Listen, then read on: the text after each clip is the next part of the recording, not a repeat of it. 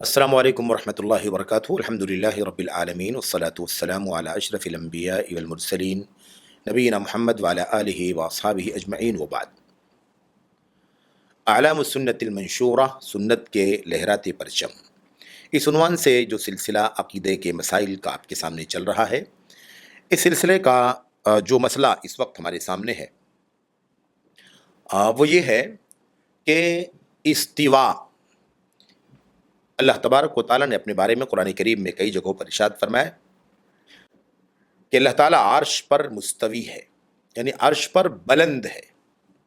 استوا، ارتفع و علا، یعنی اللہ تبارک و تعالیٰ بلند ہے، اونچائی پر ہے، تو عرش پر بلند ہے۔ اب یہ قرآن کریم کی کئی آیتوں میں بات آئی ہوئی ہے۔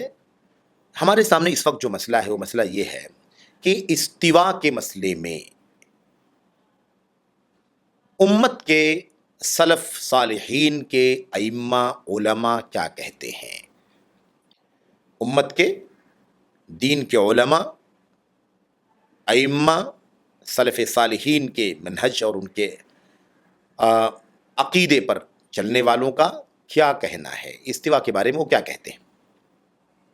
میرے بھائیوں، اس مسئلے کا جواب کیا ہے؟ اس مسئلے کا جواب یہ ہے کہ سب کے سب سلف کے تمام تر ائمہ اور علماء اس بات کے قائل ہیں استوا کے بارے میں کہ الاستواء غیر مجہول، استوا مجہول نہیں ہے، یعنی استوا معلوم ہے، استوا معلوم ہے، والکیف غیر معقول، اور اس کی کیفیت عقل میں آنے والی نہیں ہے، اس کی کیفیت عقل میں آنے والی نہیں ہے، غیر معقول ہے، یعنی عقل میں آنے، ہم نہیں سمجھ سکتے کہ اللہ تعالیٰ کی عرش پر بلند ہونے کی کیفیت کیا ہے۔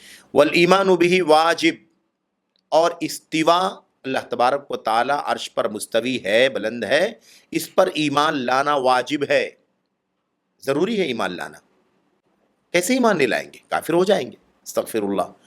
والسؤال عنہ بدعہ، اور استوا کی کیفیت کے بارے میں سوال کرنا یہ بدعت ہے۔ وَمِنَ اللَّهِ الرِّسَالَةِ، اللہ تبارک و تعالیٰ کی جانب سے رسالت ہے، پیغامبری ہے، اللہ تعالیٰ نے اپنا پیغام اپنے رسولوں کے ذریعے سے پہنچا دیا ہے۔ وَعَلَى الرَّسُولِ الْبَلَاغُ، اور رسول کی ذمہ داری پہنچانا ہے، اللہ کی طرف سے پیغامبر بنانا کی ذمہ داری ہے، اللہ تعالیٰ کی رسولوں پر، پیغمبروں پر اللہ کا پیغام پہنچانا ضروری ہے، ذمہ داری ہے۔ وَعَلَيْنَا التَّصْدِيقُ وَالتَّسْلِيمُ، اور ہماری ذمہ داری ہے اس پیغام کو سچ ماننا، اسے تسلیم کرنا۔ یہ امت کے سلف علماء کرام کا متفقہ طور پر عقیدہ ہے استوا کے بارے میں، اور یہی عقیدہ اللہ تعالیٰ کے دیگر صفات کے بارے میں بھی ہے۔ صفات کی جتنی آیتیں ہیں، صفات سے متعلق جتنی احادیث ہیں، تمام آیات اور تمام احادیث اسماء اور صفات کے بارے میں ہمارے امت کے علماء، سلف صالحین کا یہی کہنا ہے کہ اللہ تبارک و تعالیٰ کی صفت معلوم ہے، مجہول نہیں ہے، اللہ تبارک و تعالیٰ کی صفت کی کیفیت سمجھ میں آنے والی نہیں ہے، اس لیے اس کے بارے میں بات نہیں کرنا ہے۔ اللہ تعالیٰ کی صفت اور نام پر ایمان رکھنا واجب ہے۔ اللہ تعالیٰ کی صفت کی، نام کی کیفیت کے بارے میں یا صفت کی کیفیت کے بارے میں سوال کرنا بدعت ہے۔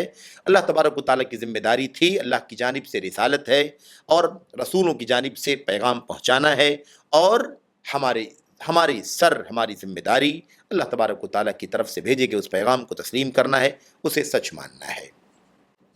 یہی سب کا عقیدہ ہے، یہی تمام سلف کا عقیدہ ہے۔ تمام آیات جو صفات کے اسماء سے متعلق ہیں اور جو احادیث ہیں، ان سب کے بارے میں یہی عقیدہ ہے، ہمیں ایسے ہی ایمان و عقیدہ رکھنا چاہیے۔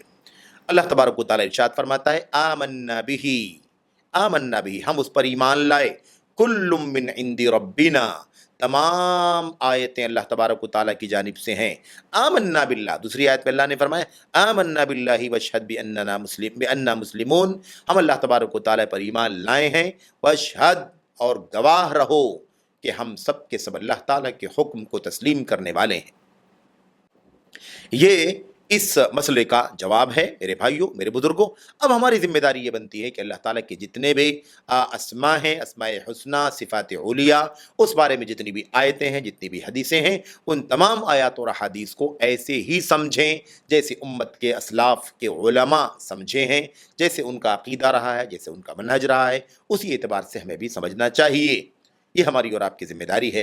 अल्लाह से दुआ करते हैं कि अल्लाह तबारक व तआला हमें और आपको इसी मनहज सलफ़ पर, उलमाए सलफ़ सालिहीन के मनहज पर, अस्मा व सिफ़ात के हवाले से, अस्मा व सिफ़ात से मुतल्लिक़ आयात और अहादीस के बारे में मनहज और अक़ीदा रखने की और उसी के मुताबिक समझने की तौफ़ीक़ अता फ़रमाए। आमीन या रब्बल आलमीन। व सल्लल्लाहु वसल्लम व बारक अला नबीना मुहम्मद व अला आलिहि व सहबिहि अजमईन। अस्सलामु अलैकुम व रहमतुल्लाहि व बरकातुहू।